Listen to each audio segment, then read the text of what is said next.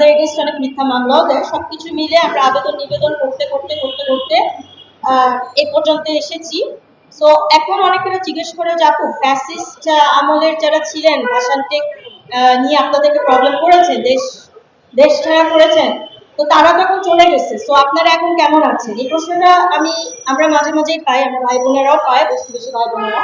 তো এটার বিষয়টা হচ্ছে ভাই আসলে ব্যবস্থাটা মানে ইস্যুটা এমন হচ্ছে ভাই যে আগে ধরেন আপনার একটা আইফোন 16 ছিল, হ্যাঁ, এখন সেই সেম আইফোন লেটেস্ট আসছে আইফোন 17 হিসেবে।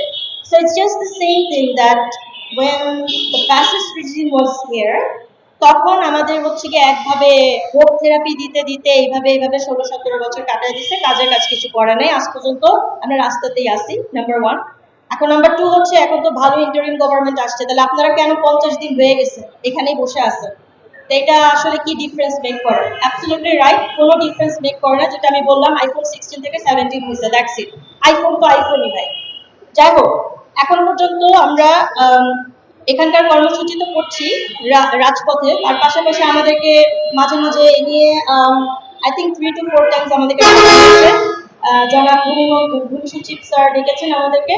সো ওনারা আসলে ঘুমপাড়ানি মাসে কিছু গান শোনাচ্ছে, আশা দিচ্ছে, হচ্ছে, হবে, আমরা মাত্র আসছি, এই সকল মানে এগুলো হচ্ছে জাস্ট এক্সকিউজ আর কিছু না। এবং তাদের ভিতরকার কিছু কিছু কথাবার্তা শুনলে সচিব বলেন বা প্রজেক্ট ডাইরেক্টর বলেন বা যার কথাই বলেন, সেখানকার যারা সংশ্লিষ্ট রিলেটেড যারা অথরিটিস আছে, তাদের আসলে আওয়ামী লীগ রিজিমে যেরকম সুন্দর কথা বলছে, কেউ একটাবারও বলে নাই যে আপনাদের দাবিটা মানে লজিক্যালি কোনো দাবি না, এই কথা কেউ বলে না। বলছে দাবি ভালো, ওয়েট করেন, টাইম লাগবে, টাইম নেন।